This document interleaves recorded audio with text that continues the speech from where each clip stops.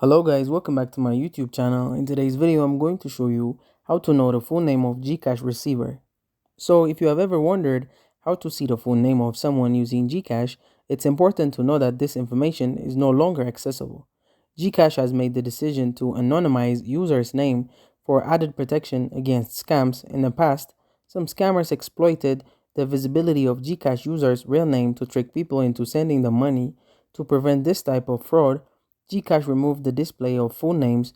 Now when you use Gcash, you won't be able to see the full name of the receiver.